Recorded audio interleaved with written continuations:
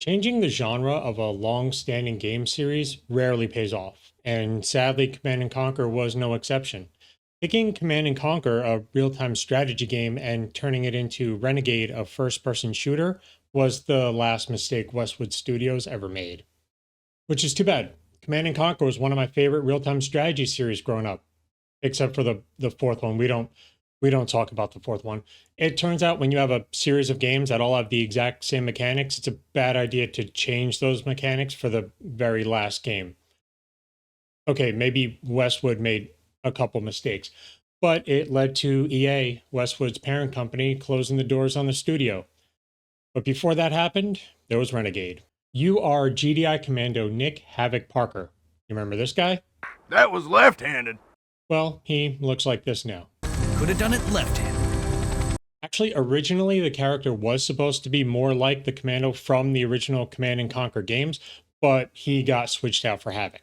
Havoc is your standard 90s action hero, a big muscly guy with a face scar who doesn't respect authority and has a lot of one-liners. As long as there isn't any conflict of interest. Conflict of interest? No. I got interest in conflict. So many one-liners. Impressive. Are they armed? This one is. Call Locke. Have him send a limo. A chimpanzee could do that, mate. Yeah, but you'll do fine.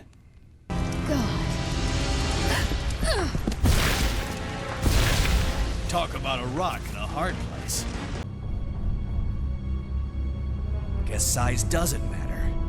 You take Havoc through a series of the typical 90s vistas, towns, labs, bases, using the typical 90s shooter's weapons, pistols, miniguns, rocket launchers, as he tries to save some scientists from the cult of Nod. These scientists are studying Tiberium, a radioactive space rock that the entire planet decided to base its entire economy around. And Nod wants to use it to make super soldiers, because nothing says loyal soldier like a roided up radioactive super mutant. Now, before I start complaining, Renegade does a lot of things right. It is a faithful recreation of the world of Command and Conquer. The buildings and vehicles look like they're pulled straight out of the RTS. The Hand of Nod, the Obelisk of Light, command centers, power plants.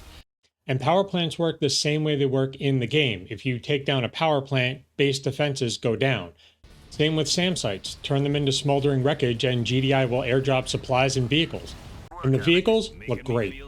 Nod buggies, Humvees, helicopters, and so many tanks.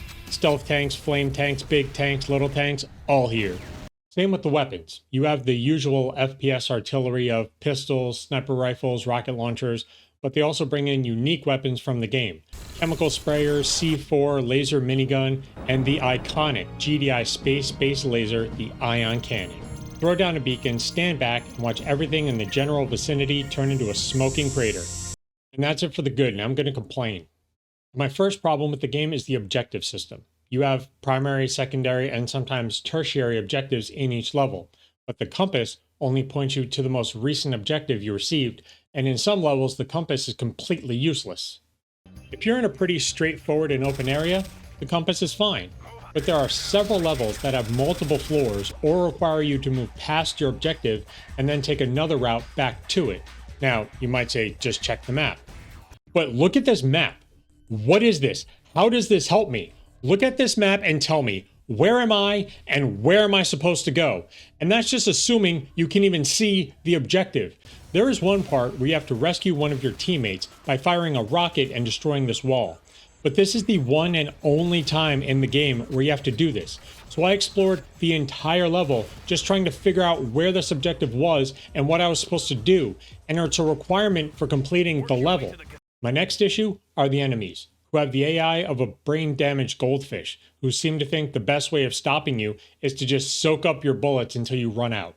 But they compensate for that by dropping in more enemies from the air, appearing out of nowhere, appearing behind you, or just have them spawn infinitely. Though I'll give the game this, it does have a nice variety of enemies. Chem sprayers, flamethrowers, mutants of several types, and commanders. Several areas of this game will have an enemy commander who can call in reinforcements, forcing you to deal with them first. But shoot, burn, and explode your way through the myriad of enemies and you come to the enemy stronghold, the Temple of Nod. And it is a collection of everything that makes this game kind of annoying. Multiple floors making the compass useless, infinitely spawning enemies, confusing level design, which left me wandering around trying to figure out that this thing is supposed to be an elevator, and companions that run in front of my gun so often, I can only assume they crave the sweet release of death. But level the temple, fire off one more one-liner. Could have done it left-handed. And that's Renegade. Now, while Renegade was not a commercial success, it had a dedicated fan base who created Renegade X. Renegade X was a multiplayer game based on Renegade made by Totem Arts, a volunteer development team. The game pits a GDI team and a NOD team against each other with their own units and equipment and vehicles. Each team has a base made of several buildings, each that provide a bonus to their team. Take down a building, and the team loses that bonus. Take down the whole base, and you win. Now, when I went to check on the game, the servers were a little quiet, but X did keep Renegade alive for years after the single-player game faded away. For a while, there was even talk of making a sequel to Renegade that took place in the Red Alert universe. It's the Command & Conquer spin-off series that takes place in an alternate timeline where Einstein goes back in time and kills Hitler, so Stalin invades Europe starting World War II. It's a far more over-the-top series than the original, with giant mechs, teleporting tanks, and mobile Tesla coils. I really liked Renegade. Sure, it was filled with cliches and bad design choices, but it was a faithful recreation of a game I really loved. It's just too bad I'll never get to play the Red Alert version. But that's what I think. Tell me what you think in the comments down below. Good, bad, let me hear it. And while you're down there, if you could hit the like and subscribe button, I'd really appreciate it. I'll see you next time. Oh, also, while I was doing research for this video, I found out that Frank Lepecki, the guy who did the original soundtrack for Command & Conquer, went on to form a band called the Tiberian Sons, who performed music from Command & Conquer live.